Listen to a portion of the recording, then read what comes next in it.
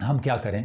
ہم یقین کے ساتھ حضور کی سیرت کو فالو کریں اور اپنی زندگی کی بنیاد اللہ اور اس کے رسول پر غیر متزلزل ایمان پر رکھیں. ایسا ایمان جو خیالات سے نکال کے مشاہدے تک لے کے آتا ہے، جہاں پہ انسان کو اللہ اور اس کے رسول کے وعدوں سے بڑی کوئی چیز، اللہ اور اس کے رسول کے فرمان سے بڑی کوئی چیز حقیقت نظر نہیں آتی.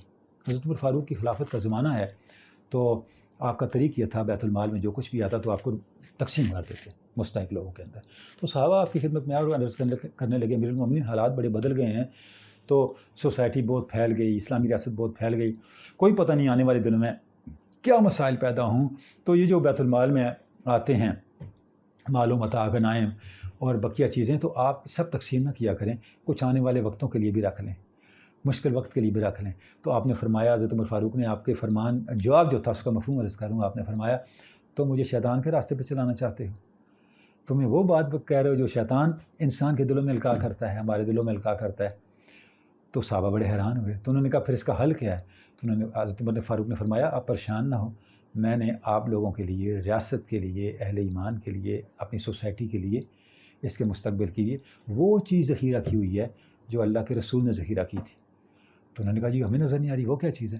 تو انہوں نے کہا ارشاد ربانی ہے، وَمَن يَتَّقِ اللَّهَ يَجْعَل لَهُ مَخْرَجًا وَيَرْزُقْهُ مِنْ حَيْثُ لَا يَحْتَسِبُ. جو اللہ سے ڈرتا ہے تو اللہ اس کے لیے راستے پیدا کرتا ہے اور اس کو وہاں سے رزق دیتا ہے جہاں کچھ سوچ بھی نہیں سکتا. تو میں نے اپنی معاشرے کے لیے، اپنی ریاست کے لیے تقویٰ کا ذخیرہ اکٹھا کیا ہوا ہے آپ لوگوں کے لیے.